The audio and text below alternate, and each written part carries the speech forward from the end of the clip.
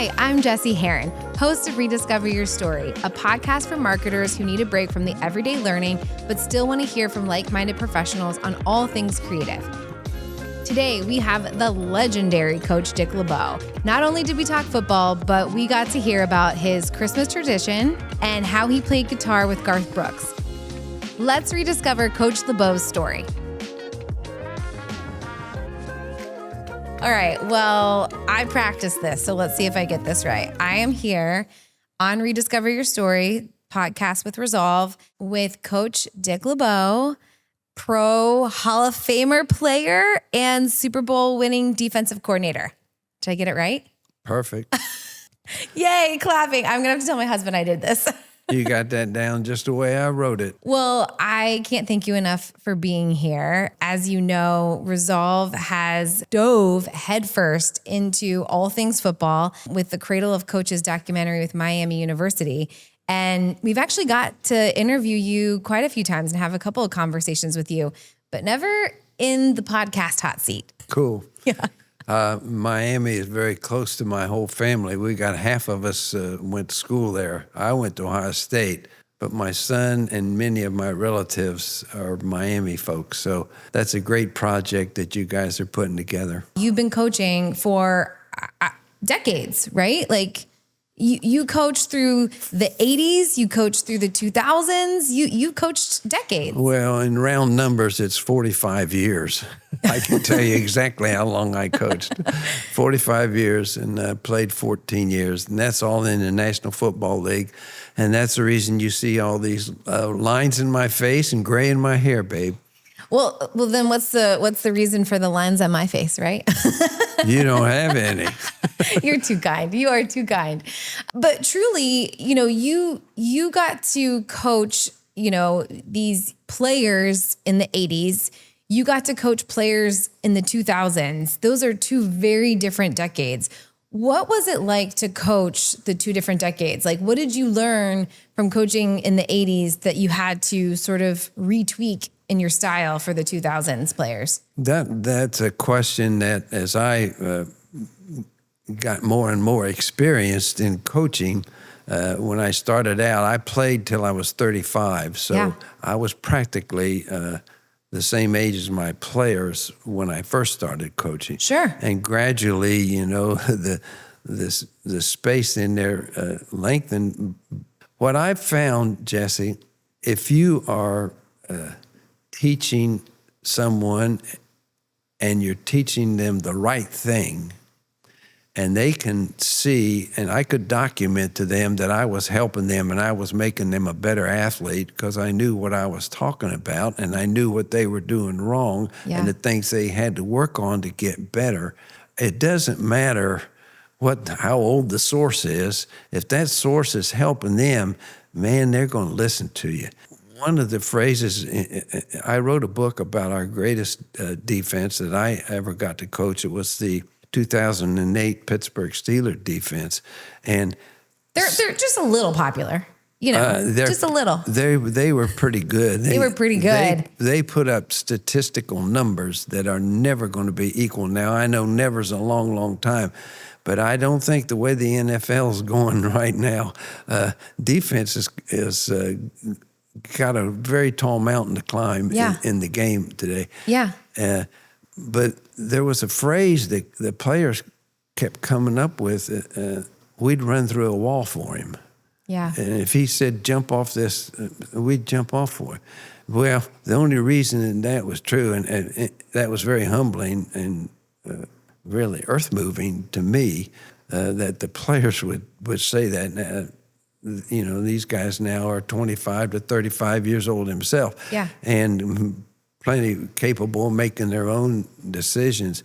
But that I said, well, when you're telling somebody something that helps them, yep, and they learn to trust that, then they will together put all their energy towards getting it done. And so it really didn't matter how old the source was. It was the material. Yep. And we could go in after practice and look at it on the video and see where we were getting better, and you had concrete evidence that it was working. Right. And so that will never be forsaken, or it'll be factor. Well, how I'm trying to say is it'll be very much in vogue. Yes. It's always going to be the way to teach the truth, and have a method of delivering the truth that they can assimilate and carry over into whatever it is that they're trying to do. Now, I think that's true of any teacher, whatever subject he's teaching. It won't matter how old he is, whether it's a he or a she, it won't matter. Do you think, well, first of all, let's just quickly take a second. The 2008 defense that you're talking about that you coached, name some of the players for me. Who are we talking about? Well, we'll start with the guy who's already in the Hall of Fame, is Troy Polamalu. And, of course, I think whenever anybody thinks about Pittsburgh Steelers defense, because he's still very, very current, Yep. Troy's going to jump into their mind real quickly. But our captain on that team was a man by the name of James Ferrier, and he was a middle linebacker. I would call the defense, but it would go into his helmet, and we have little radios in there, and then he would call the defense in the huddle. Yeah. So the only person that the players in the game ever heard given the defense was James. Right. And he became the focal point of that whole defense, and what a leader he was. And I always think, when I think 08 defense, I think James Ferrier. Along with Troy, Ryan Clark was his joined at the hip safety. Okay. And we needed a safety on the roster. And in the offseason, they had the free agency period where the teams can go out and actually get from a pool of guys who are eligible to change teams. And Coach Cower, Bill Cower, was my boss at that time. He said, we need a safety, and I want you to get us the best one that's out there in the free agency, and we'll see what we can do about getting him signed. And I looked at, that was my project for the off season, and I saw this guy who was, in my mind, a heck of a football player, and I researched as much character as I could. I knew my guys. I knew my family. Yeah. I knew what the chemistry was with my family. Yep. And we were going to invite this person, this free agent, into our family. Yeah. That's important. I paid more attention to that aspect of a new player coming in than totally his athletic ability. I knew that we had the chemistry, we had the mix, we had the guys, but now we got to bring someone in there, and we didn't want someone who was going to be stirring the pot and causing more problems than they solve. So that was at least my approach to it. And Ryan met every one of those that I could see that he was going to be perfect for our group. Yeah. And he ended up, I think if Troy were here talking to you right now, he would say that Ryan Clark is as responsible for him being in the Hall of Fame as for himself. Troy did the deed doing, and Ryan made it possible. And those guys, they would study the films, Jesy, and we'd go into these games. I mean, I'd watch them. I didn't see them communicate, but it was almost sign language. And right. Troy would kind of go like this, and Ryan would go like that, and Troy would take off someplace, and he was, most of the time correct, because he would just wreak havoc on the opponent. But if he did go wrong, no one's perfect. You're going to go the wrong way sometimes, That's no right. matter how strong your feelings are. That's right. And who you think would be right there to cover up for Troy? Ryan Clark. And the two of them, we led the league 6 or 7 straight years in the fewest amount of big plays given up. And it was because of those two guys. Oh, I'm a Bengals fan. I remember that time. Well, you couldn't get away from them. You couldn't. If you got away from Troy, Ryan was always right. Because that was probably, Bengals had Carson Palmer probably during that time, right? In the 2008 he was time frame, probably. He was there. Yeah. He was a great player. He was a great player, but I just remember, I think that's when my husband and I had the tickets that we would go, season tickets, and we would go down, and I just remember Steelers Well, would come to town, and we would get destroyed. Well, Thank you, Coach LeBeau. Not always, but we won our share. Carson Palmer and Troy were teammates. Yeah. At Southern California, and we were playing an important game with them, and Troy intercepted Carson and ran around, and Carson came over to try to tackle him way down in the Bengals territory, and Troy got it. Hey. Of course, quarterbacks don't make their money tackling anything. Right. But I said, "Oh, Troy," I said, "that's an old teammate buddy of yours. Yeah. You didn't have to do him that way." And Troy said, "Well, he was in my way." He was in his way. That's right. I think there's so many things that you're talking about that in my head, I'm trying to keep this running list of like, oh, now I want to ask coach this. Now I want to ask coach that. One of the things I want to ask you is there are going to be difficult conversations to have with your players. And again, I know coaching cheer is not even nearly the same as coaching an NFL football team. It's teaching. It's the same. But it's teaching, right? There's some similar qualities. And what I want to ask you is, when you have these players that you call family, right? And you're building this family and this community that you care for, and you're teaching and you're loving and you're pouring into them, and they're probably pouring right back into you. How do you have the difficult conversations? How do you, when something doesn't go right and it doesn't go the way that you planned and you practiced and that's what they're paid to do, when you get into that huddle before that they go off and they go home to their own family and their wives and their kids and their lives, what are the important things to say to them when maybe it didn't go right? I had two things that I tried to follow there, Jesy. I would never let a young man leave our facility if the last words he got from me were cross words. Thank you. I would never let that happen.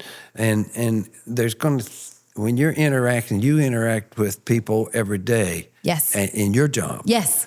And coaching you're even more, because you're eating, sleeping, living. You go to training camp, you go to travel away games. You're basically 24 hours. You're basically together 24 hours. That's why I call them family. Yes. Yeah. You are around these people constantly, so invariably there are going to be some obstacles in the road. Yeah. And it's life. This is not always sunny. Yeah. I mean, it's up and down.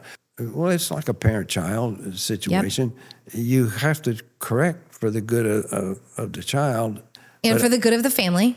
Sure. Yeah. I would never let whatever happened be the last thing that happened. And if I had to go down and sit in the locker room and wait for him to get done with whatever he was doing, workout, shower, whatever it was, I wouldn't let him leave that building before I said, "Hey, look, here's the way it is, and I'm sorry, if I voiced that a little more forcefully than you wanted it to be." Sure. I said, because the goal here between the two of us is to make this group activity be as productive as we can make it be. And that was why I lost my poise there a little bit. And so you start to talk things over, much maybe the same as a boyfriend, girlfriend, or husband, wife. You're going to get some disagreement and differences of opinion. Right. And if you go to bed with that, it's there the next day, and you just want to make sure the last thing that they hear from you is, "I really do love you, man." Right. And you're important.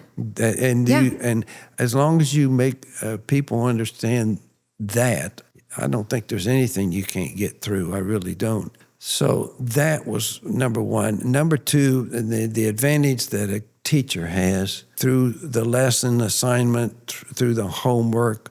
But in my case, it was the day's practice film, game film. I could sit down with an individual and I could show him, "Hey, here's what we're talking about. And you see, this is why you're not quite getting there." Yeah. And the fact that they caught the pass on the defensive back that won the game for them, and you let that's a hard thing about playing defense. when you get beat, you not only get beat for yourself, but there's 10 other guys out there that are working their tails off so that the group can be successful. And you have to be it's on television. So it's completely televised and everybody has opinions on how you could have done it better. There's millions looking at you. But you have to be, that's part of the mental part of the game. And you have to be mentally tough to play professional athletics because those kind of situations are going to arise. And it's a guy that can get up off the ground and say, it ain't going to happen again. But study with his coach about why it did happen. And those, as a player sees himself improve, and it goes back to what we were talking about a little bit earlier. It doesn't matter how old you are or who that coach is. If he's getting better, I had a simple rule with my players. I wanted to coach them the way I wanted to be coached. So I had the advantage of a career of my own. You knew how you wanted to be coached. I had a 14-year career. With the Lions. All with one team, incidentally. If you do a good job, you don't have to move around as much. I mean... But teams, players move more now than they did then, and it's usually not just in the NFL and college too. That's a whole contractual or people. But anyhow, those were the two ways that I kept a constant relationship with guys that you might coach for literally 7 years. You might be together. I mean, who knows how long? And there are going to be some times that you got to make sure that you're still together. No, that's perfect. I love that. I think that's a great thing to hear. And I think it's good for a lot of coaches to hear because I think coaching is a really hard profession, no matter the level that you're doing it, the professional level or the level that I'm in, right? Where you're dealing with 93 different sets of parents and it's just a challenge. So I think that's a good lesson to hear. Well, let me just say this. You're in the most vital era of coaching. The best area of coaching in America takes place in the junior high school level, where you're dealing with developing young people, and you got a chance to teach them the very core of democracy. And the way our Constitution is put together, the way our country is successful, and some of the things you see, it makes you wonder what direction we're going. But we are a unit. We are a country, and we are a family. And we have to coexist. And we can't be focused totally on our own self without any capability of seeing the other guy's side of the story. And therefore, when these young, very young, developing kids, and sometimes it's good that it's not the parent that's doing it. It's a different voice. And because a parent is mostly in a corrective vein, usually, because they see every mistake that the kids are making. And they don't want that for their kids. They want their kids to, first of all, be safe, but second, to develop into a wonderful person. And that is where you can have the most effect to young people. And that's why I say high school coaches, he or she, men or women, group activity coaches, which is what you're doing. You're teaching these kids that you're interacting in a group. And that's what democracy is, in my opinion. That's just one man's opinion, but it's been a lifetime opinion. And I've had some success with it. I love it. One of the things that you brought up that I want to just talk about, this is something that probably is not new to you, and maybe it's going to be new to the people who are listening to this podcast, but something I have learned over the past year in working on the Cradle of Coaches documentary, which is a documentary that we're doing on, with Miami University on all of these coaches who came out of Miami University. And the thing that I have learned the most is, one of the things I've learned is all of these coaches, all of these players are connected in so many ways. And you were just saying, Troy and Carson, right? Troy from the Steelers, Carson from the Bengals, pretty big rivalry here that we have in the AFC. But they came from the same college. same thing with Miami University that I'm learning is that there's so many players, so many coaches. They go off into the world. Either they go coach in college or they'll go coach for the NFL. And at the end of the day, they're all buddies, right? You've got maybe Matt Edwards from the Jacksonville Jaguars, and you've got maybe Frank Smith from the Miami Dolphins, or you've got, Sean Payton there with the Broncos, but they all kind of know each other. Oh, yeah. How cool is that? Well, many of them, as you say, went to college together, were in the huddle together. Yeah. A lot of them were in the same huddles in the National Football League, and then one of them gets traded or goes through free agency to another, and now they're directly on opposite sides. That's competitive athletics, and that's a part of I think the educational system that's good, and it enables you to teach lessons that you can't learn in a textbook. Yeah, you have to experience life. You have to, what is it? The thrill of victory and the agony of defeat, and the old TV line. But it's true. You go up and down through your life. Yeah, and you deal in things a whole lot more important than who wins this particular game. But when you invest all your time and effort into getting in shape to play, there's a lot going on in that game that people care about also. So you have a situation there where you can teach off of something that matters. It matters to that individual.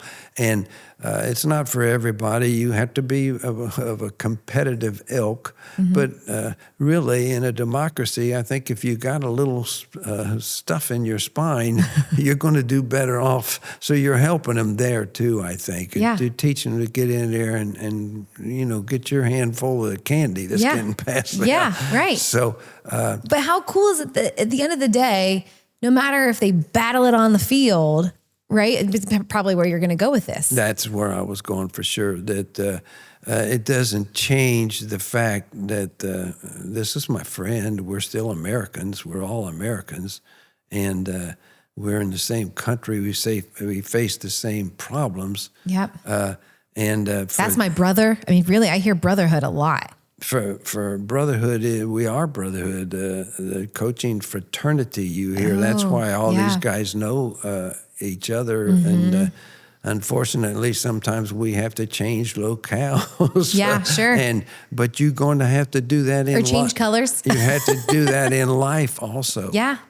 And but when in between the lines, we say, for that 60 minutes, that's your job for the day. Yeah. Is to get more points than that guy gets. Yeah. And when it's over, it's not personal. It's over. Yeah. It's over. Yeah. And it's maybe you get a little special pleasure out of beating somebody that you know real well. But you know how he feels also because you've been on the losing side too. And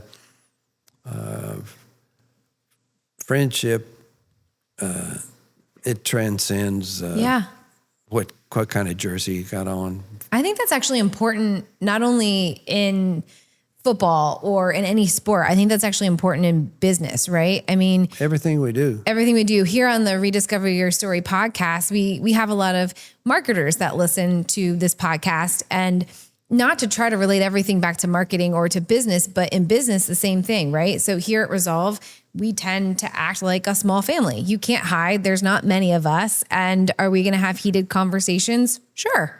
We're here for 40 hours a week together, and sometimes more if we're on the road traveling as a family circus. But at the end of the day, we all have the same common goal. And if we get a heated conversation going, we all still care for each other, love each other, know that each other has families and life outside of work that are, more important sometimes than what we're doing inside these walls. But yeah, I mean, it's a lesson to know and to have to get you through not only football, but through life, right? Life is the big goal here. Yeah. And we're blessed to be Americans and to be born in America and to be United States citizens. Sure. And we have the freedom to make the choices.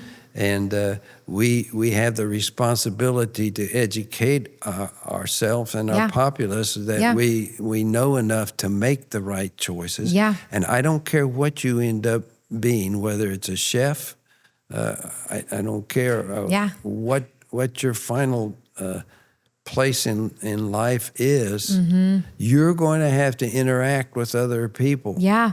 And the better you do that, the better off your family's going to be. Yeah. And that's a goal for all of us. It all starts with your family. Yeah. Speaking of connections, I think I mentioned to you that we make fun of Scott Thompson a little bit, the owner of Resolve, that whenever we're at an interview or wherever we talk to somebody, he'll mention, I'm, close family friends with the LeBeaus, and we have kind of turned it into a little bit of a drinking game. If he brings it up, we're all like, well, take a drink, If you have water, take a drink of water. If you have anything stronger, take a drink of that.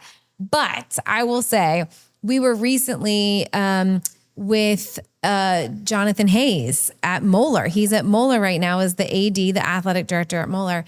And he may have mentioned that you have a bit of a tradition as a coach that you have with your players around Christmas time. So I wanted to see if maybe you would tell me what that tradition is and if you know how it all started. I guess you recite something to some players around Christmas?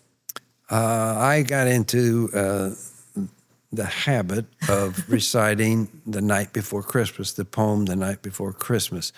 Now, that's kind of bizarre, really. First of all, I had no idea how many verses there were to the daggone thing. I didn't, when you'd heard it, you'd heard it in the song, stuff like that. It seemed to go by pretty quickly, but it's long. It is long. I read it to my kids every year on Christmas Eve, right? Yeah. Christmas was a big deal for us. I was born in 1937, and World War II started in 41. So I grew up through the whole effect of World War I or II, and the after effect, 46, it was over. And the people had nothing in America. We had nothing, but everybody was in the same boat. Everything went to the troops. Everything was rationed. I mean, to get a pair of shoes, to get your milk, to get your bread, and everybody shared in the war effort. Yeah. And we had nothing, but we weren't any different than anybody else in town because no one had anything except in my home at Christmas time. Yeah. And you would have thought we were the Rockefellers. And the women were so inventive in the things that they could do to make it this huge packages, presents to open. I mean, like I say, you would think we were very, very wealthy people, and when in fact no one had anything. They were just creative. But they got it done, and the point being, the Christmas spirit. Yes. And the message of Christmas, of Christianity and Christ and the birth of Christ. It's, Easter is when he makes the transition, and Christmas is when he comes into being. And it's a celebratory time.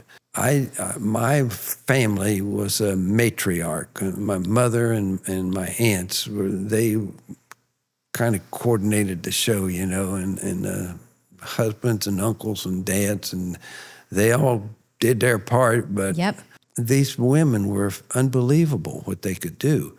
And I thought to myself, when I got old enough to realize what they had done, and we eventually everybody ended up pretty good. It just time passed, and the economy grew, and the United States became wealthy again. So I wanted to thank these people and to give them some indication that I understood what they did. Yeah. And the spirit of Christmas that they lived, and that it exists in me. I wanted them to know. And I thought, well, what can I do? And I said, why? I don't know, but it was night before Christmas. So Thomas More was the name of the guy who wrote it. So I found out researched him as much as I could. And I made a little introductory thing around that. And I said, I'm going to learn that poem and say it for my aunts, my brother, my mom, and my dad on Christmas. And How old were you? well, I was old enough to know that what they had gone through. Yeah. So I had a family of my own, and I've always loved Christmas because it symbolizes, if you're Christian at least, what it's all about. And I think it's the heart and soul of our democracy, really. It's the season of perpetual hope. That's a Home Alone quote, but it's still, I love that. But yeah. it is. It is very well, aptly placed in the story, too, I would say. So I started putting together dollhouses, and bicycles and things, what we all do Christmas Eve when Santa's supposed to be bringing this stuff.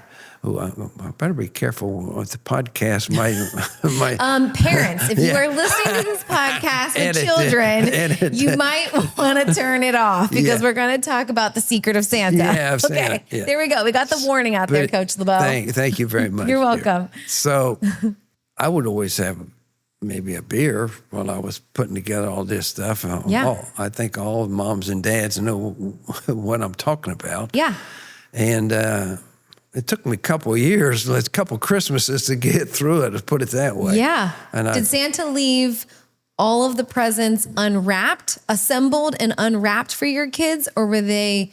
No, they were wrapped mostly, but those types of things, doll houses. Yeah, you have to assemble them. And they got those teeny little corners in them, and you got to get your screws. I had no idea what that was like until my husband and I became Santa ourselves, right? You have no idea. It does require alcohol, actually. Oh, yeah. Well, you got a beer makes. Sure. Glass of wine. A little, what's it, a little spoonful of sugar makes the medicine go down. That's right. I did learn it. And like anything else, once you learn it, it's in there. And I was working here in Cincinnati at that time. Mm-hmm. And I thought to myself, I don't know how many years in transition were here, but I said, this team, I say this is my family. These guys, I say, are my family. Yeah. I should do this for them. And so I did it for the defense only because that's the only thing that I really had control over. Sure. And so the head coach called me in, and he said, I heard you recited the night before Christmas in front of the defense. I said, I did, Coach. He said, well, why didn't you do it in front of the whole team? I said, it was well received? I said, Coach, I didn't think that was my call. I said, I'd be happy to do it if you want it. And he said, I definitely want it. I definitely want it. Who was coaching at that time? Do you remember? It would have been... I think either Sam Weiss. Okay. I'm pretty sure. Yeah. Because I came with Forrest and then Sam and left for Sam. So it had to be Sam. Yeah. Yeah. So he said, yeah, I do. I want you to do it. And it kind of got out around the league. And when I went over to Pittsburgh. Yeah, to the Steelers. And Coach Cower was my boss there. He said, what's this night before Christmas stuff? And I said, it doesn't have to be. I said, but it became kind of a tradition in Cincinnati. And he said, oh, yeah, well, I want it. But the thing about it, Jesy, that fascinates me is I will see players that I coached 20 years ago. Yeah. And now they're 45 years old, they're 50 years old. And I'll see them, and I haven't seen them for 10 or 15 years.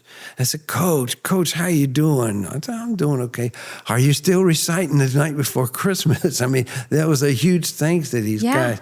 And everybody that wasn't quite in the circle would always comment about how those guys would sit there so quiet and listen to every word of the thing. So that's how it got started. It was just me thanking my mom, really, and my aunts for making me a lover of Christmas. And then I became pretty well known for that around the league, I guess. That's so cool. I still do it every now and then. Yeah. Well, you have grandkids. What I found about with kids, you can only do it so far in. You don't have to have as big of a production. Yep. Because their concentration span there is not so good. So you got to kind of skip around that. But I do it for kids. Yeah. Yeah, it's a tradition in our household. So I love that. When I heard that from Coach Hayes, literally Monday is when he told me that. Yeah. See, now here's what we're talking about. Here's this guy, and you mentioned LeBeau, and he said, "Oh, night before Christmas." Yeah, yes. Yeah.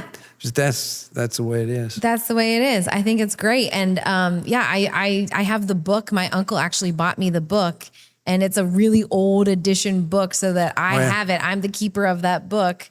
Cool. At my house. I've been the recipient of copies of that book. I got them stashed all around the house. I bet. The last several years that I was with Pittsburgh, they would set us deal like this with a group like this. Yeah. And we'd have a fireplace going, and I would do the night before Christmas, and they would show it.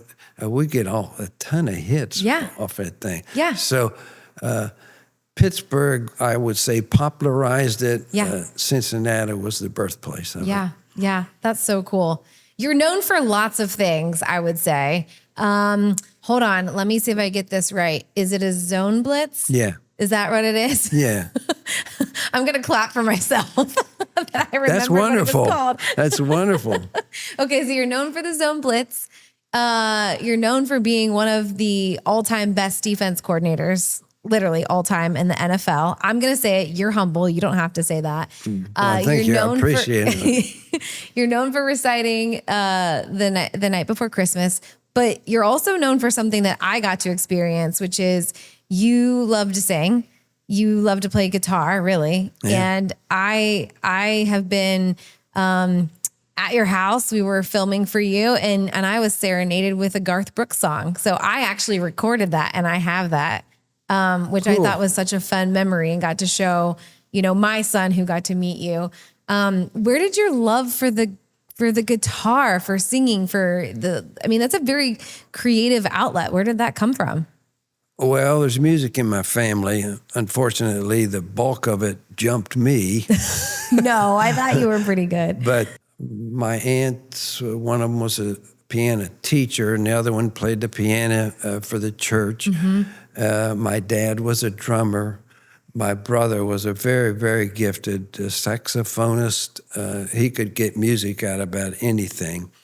And so you guys could have been the Jackson 5. You have all these musical instruments at your house. Well, we're a notch or two below them in talent, okay. but in terms of enjoying music, I've always felt that if you got music in your life, you're going to have a pep in your step. Yeah. It's going to stay with you throughout your life. It's not going to be something that you just enjoy for a year or two. Yeah. And even if it's just listening, people go through their whole life making the most, the great earphones that can, and they sit and they listen, but it's part of your life. My grandmother would babysit us from time to time, and we would go down to her house and spend the night there.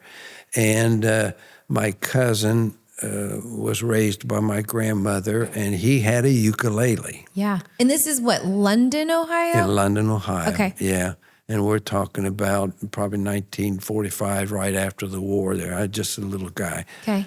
And I kind of liked picking up the ukulele and just clunking. So as I got a little bit older, we would have the Sunday dinners at grandmother's, and the piano playing aunt had all these books of the 1940 hit music and had all the chords and everything. So I gradually taught myself how to play those songs. But they'll probably bury my guitar with me, really. What's harder, learning how to read music or learning how to read a playbook? Because I've seen playbooks, and I will tell you, I don't understand the X's and O's. It's just a different language. Okay. You got to learn the language. you don't need to read music to learn a song. Yeah. You can hear, and it's the way the melody moves. Yeah. And you know certain chords are going to fit that melody, and certain chords are going to be discordant and won't fit. And you play it and you sing it, and you know right away, oh, that's not right. Right, yeah. And right. then sometimes if you're just an amateur like me, you got to just fake it, and slide through what you can do. Yeah, but you have enough talent to at least fake it. I mean, if someone handed me a guitar right now, you'd be like, okay, we're done here. And you would get up and walk out. It's terrible. I don't know what I'm doing, but you have to have some talent. You've got talent. I can play. Yeah. I can play. Yeah. You're talking about Garth Brooks. And, I love me some Garth Brooks. There's a friend. I've heard you do too. Mutual friend. Garth Brooks, God. Yeah. Brooks and John Prine and Hayes Carl, they're my guys. I love those guys. Bobby Dylan, Yeah. those stuff. But anyhow, a girl calls me on the phone. Is a very good friend of mine, and she says, I'd never asked you for anything, but I want to ask you for a favor. And I said, you ask me anything. You're a good friend of mine. Yeah.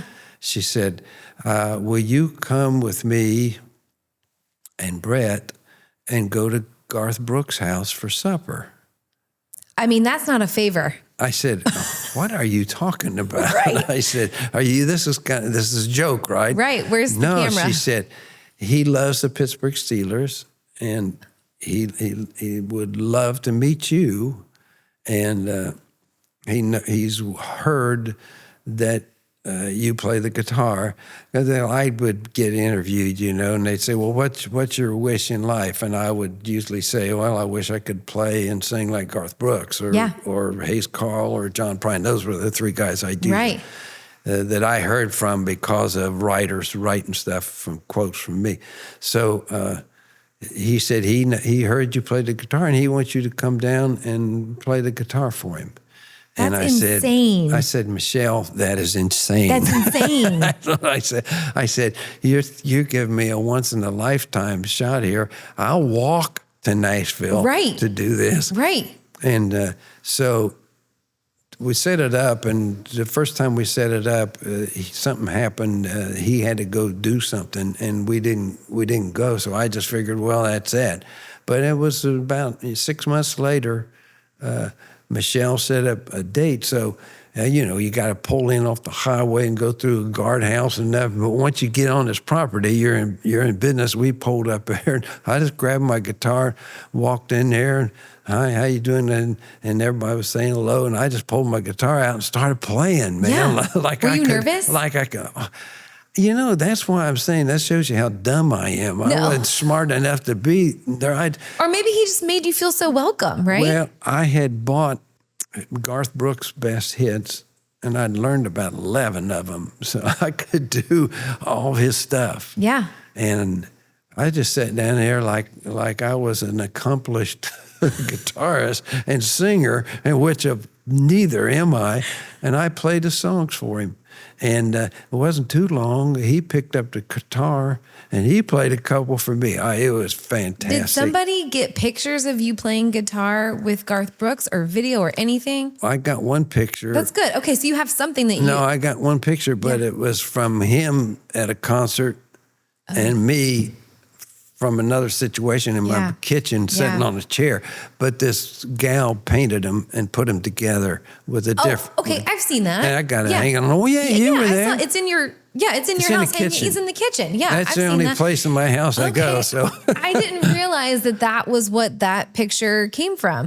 But you've got it in your... It didn't come from there because Garth's on his stage that's stuff, right. and I got on my Steelers stuff. But we were just... just jamming, knocking around. Yeah. Oh, we didn't jam. He played a couple songs, and did you have dinner together? Did he? Because you and I we have were talked waiting about this on his before. wife. His wife is. She's kind of famous. Yeah. She's a little bit famous, right? Yeah, and she was cutting a TV show. That's why we were waiting on her. But when she got home, we all ate. Yeah. And my son's son, okay, Bennett. I think he was about 5 months, 6 months. Yeah. He was this old. Sure. Garth carried him around while we were eating for 45 minutes and never put him down. Of course. Just carried him around. It was totally, like you say, awesome. It was unbelievable. Yeah. And I thought to myself, I said, Dick LeBeau, Pinch me. You're the dumbest guy in the world. This is Garth Brooks, and you're down here playing the guitar. And the only thing he said, it was super. He said, how you remember all them words? That's hilarious. I said, well, Garth, I said, I've got over 50 blitzes, and I've got 11 players. I got to know 11 different assignments for 50 different blitzes, and I got to be able to correct it every snap if something goes wrong. Man. I said, I can remember the words to your songs. I don't think you realize this because, again, I know you're so humble, but you are the coolest. You are the coolest. Yeah. No, you're the coolest. You know, I just love this. You're asking me how did I connect through the generational situation. Through the generations, yeah. All my players thought I was pretty cool. Yeah. The first guys, what was it? Crocodile Dundee. You remember that? Yeah. Thing? Okay. Yeah. They called me Crocodile Dundee. They went to the theater and got this great big portrait of like the Crocodile cardboard cutout. Yeah, for the show card for when they're showing the picture. Yeah. And they came and they plastered it on our meeting room wall. It was me and Crocodile Dundee. That's hilarious. And then. Well, I coached 45 years, so we're talking 30 years later. I'm in Pittsburgh, and they're calling me Cool Hand Luke and whatever. It's amazing, really. Yeah, because you're the coolest. I try not to let them know that I was scared to death that I was going to screw it up for them. You can never let anybody know that. You have to be confident. You have to be Cool Hand Luke. You have to be cool, right? Yeah. You have to be cool. Yeah, I don't know. I just was always focused on what we were doing. And focusing doesn't give you time to yell or get excited about the last play. You got to call the next play. You got to focus. Yeah.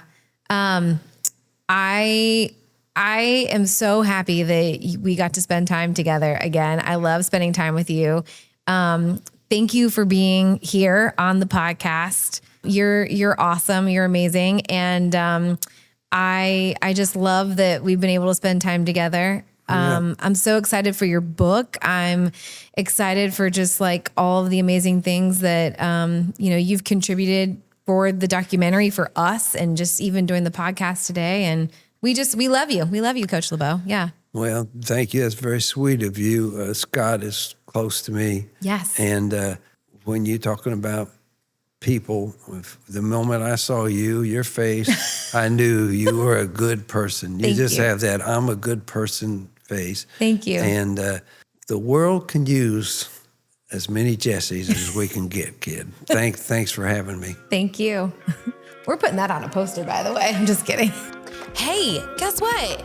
You made it to the end of the podcast. That's awesome. And you know what you get for that? You get more content. Check out this content from the Resolve team, all about Rediscover Your Story podcast content right here. You click on it, you might get a treat. Find out.